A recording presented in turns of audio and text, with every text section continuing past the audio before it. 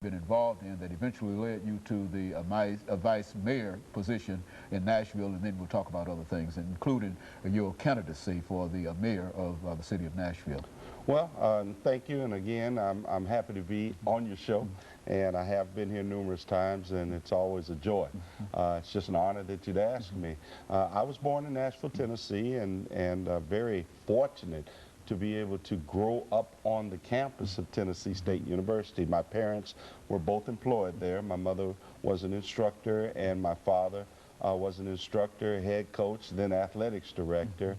And so my life as a young kid all the way up through my adult years has been associated with Tennessee State University, but it's also been a life that has been associated with Nashville, Tennessee.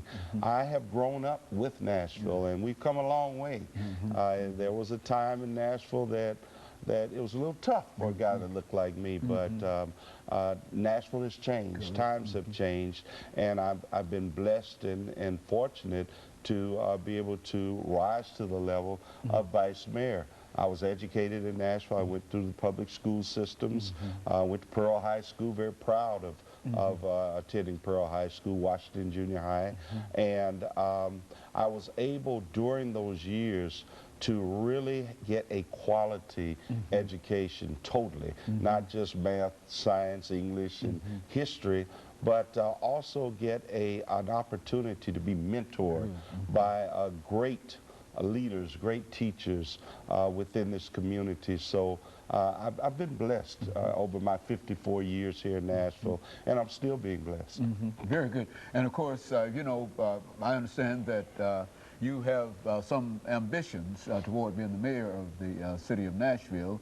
And your candidacy, I also understand, was announced a couple of months ago. Why don't you say something about coming to a decision in reference to why you would want to be the mayor of the city of Nashville? Well, you know, you never know what life is going to have in store for you.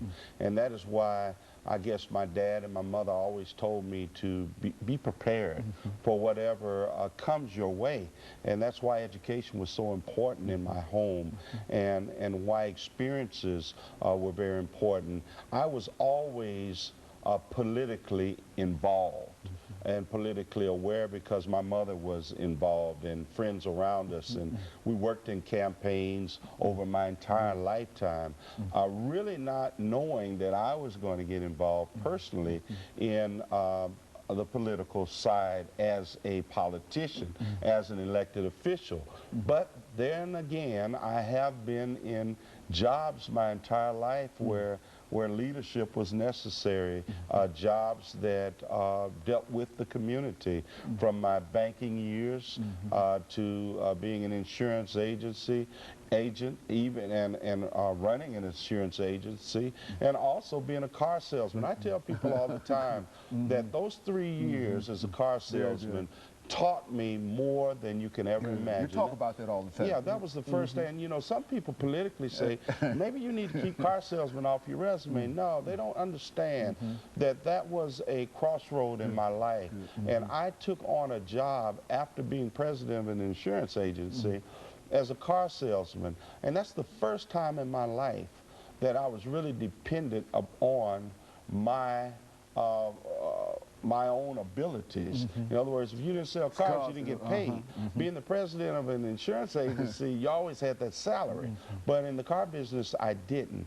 And so I had to develop a skill to be able to convince somebody to buy my product because everybody else was selling too. And also I had to understand the whole process. And that was a time in my life where really I stood on my own 2 feet, and my production was the sole source of me eating and my family eating, and it was a great experience. Okay, Mayor, let's take this first commercial break, after which we'll come back and we'll give you an opportunity to continue this conversation.